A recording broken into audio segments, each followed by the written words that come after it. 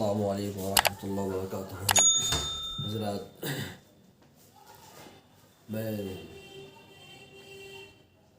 تمام مسلمانوں کو یہ دعوت فکر دینا چاہتا ہوں کہ آج ہم لوگ نماز کو بہت اس طرح لے لیے ہیں کہ جیسے ہمیں ایسا لگتا ہے کہ یہ تو نماز کوئی بہت ضروری نہیں ہے۔ آج لوگ یہ سمجھتے ہیں صرف نماز مولانا پہ فرض ہے، ایسے ہی لوگوں کے طور طریقے سے ایسے ہی محسوس ہوتا ہے کہ نماز صرف مولانا پہ فرض ہے، نماز صرف اللہ کے ولیوں پہ فرض تھی، نماز صرف صحابہ پہ فرض تھی۔ ایسا نہیں ہے مسلمانوں، جس طرح صحابہ پہ فرض تھی، جس طرح اولیاء پہ فرض تھی، اسی طرح ہمارے اوپر بھی فرض ہے، اسی طرح عالم کے اوپر بھی فرض ہے۔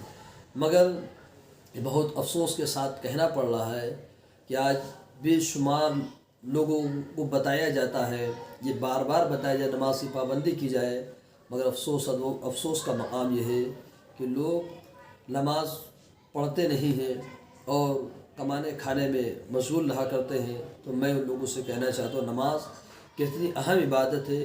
جس طرح انسان کو زندہ رہنے کے لیے کھانا پینا ضروری ہے، اسی طرح مسلمان بنے رہنے کے لیے نماز پڑھنا ضروری ہے۔ جس طرح زندہ رہنے کے لیے ہنسنا اور رونا ضروری ہے، اسی طرح مسلمان بنے رہنے کے لیے نماز پڑھنا ضروری ہے۔ تو آئیے میں آپ کو ایک واقعہ بتاتا ہوں۔ حضرت موسیٰ علیہ السلام کے زمانے میں ایک عورت آئی، اور وہ عورت جب حضرت موسیٰ علیہ السلام کی بارگاہ میں آئی اور اس نے کہا، اے موسیٰ کلیم اللہ، میں توبہ کرنا چاہتی ہوں۔ حضرت موسیٰ علیہ السلام اللہ کے بڑے جلالی پیغمبر تھے، تو کہا کہ کیا تم توبہ کرنا چاہتے؟ اس نے کہا مجھ سے گناہ ہو گئے۔ کہا کہ کیا گناہ ہوا ہے؟ کہا کہ اے موسیٰ کلیم اللہ، مجھ سے دو بہت بڑے گناہ ہو گئے ہیں۔ ایک تو مجھ سے زنا ہو گیا ہے، دوسرا یہ کہ اس زنا سے جو بچہ پیدا ہوا تھا میں نے اس بچے کو بھی مار دیا ہے۔ حضرت موسیٰ علیہ السلام اللہ کے جلالی پیغمبر فوراً اسے فرماتے ہیں کہ میری بارگاہ سے نکل جا، تو اس لائق نہیں، میں تجھے دیکھنا نہیں چاہتا۔ موسیٰ علیہ السلام غضب ہو گئے اس عورت کے اوپر، اسے بھگا دیا۔ تو اللہ رب العزت نے جبریل علیہ السلام کو بھیجا۔ حضرت جبریل علیہ السلام آئے، کہا موسیٰ کلیم اللہ، آپ نے اس عورت کو کیوں بھگا دیا؟ وہ تو توبہ کرنے آئی تھی۔ حضرت موسیٰ علیہ السلام ارشاد فرماتے ہیں، اے جبریل، وہ کتنی جو تو مجرمہ عورت ہے، وہ کتنی جو تو گناہ گار عورت ہے، اس نے اتنا بڑا گناہ کیا، ایک تو زنا اس نے کیا، دوسرا یہ کہ اس نے جو بچہ پیدا اس نے اس بچے کو بھی مار دیا، اس لیے میں نے اسے بھگا دیا۔ حضرت جبریل علیہ السلام عرض کرتے ہیں، اے موسیٰ کلیم اللہ، کہ آپ نے اس سے بڑا بھی مجرم دیکھا ہے؟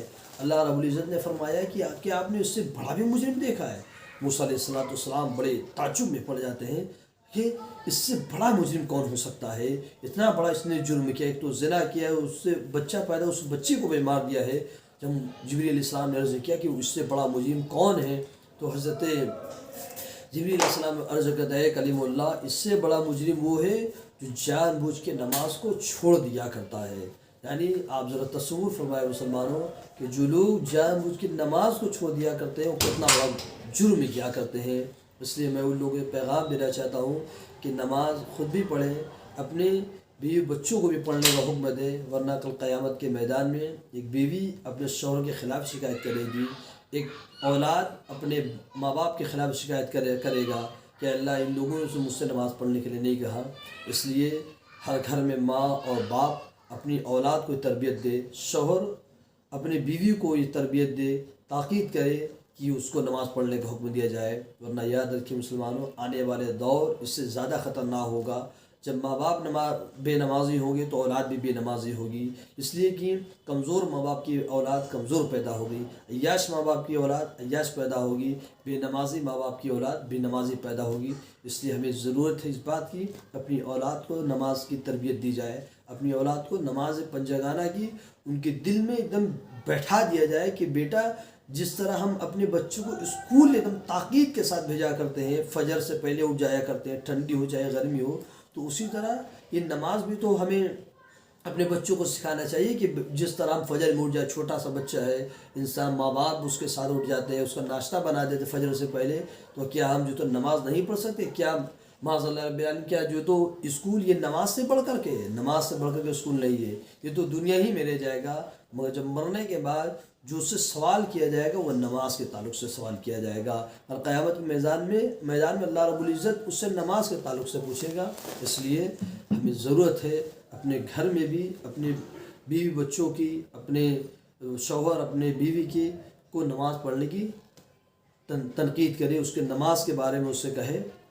اس لیے ہمیں اس زمانے میں بہت ضرورت ہے اپنے بچوں کو نماز کی تحقیق کی جائے۔ السلام علیکم۔